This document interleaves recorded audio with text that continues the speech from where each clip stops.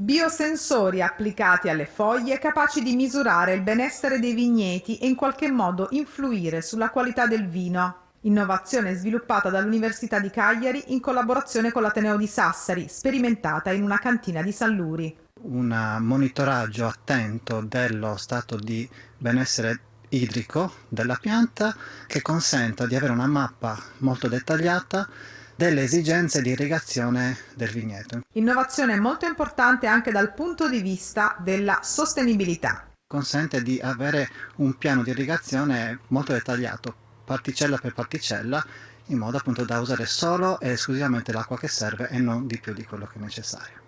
Sensori che vengono applicati nel vigneto e mandano i dati attraverso internet fino al nostro server, dove poi possiamo andare a ripescarli e andare a monitorarli anche da casa tranquillamente, come veniva mostrato nel grafico.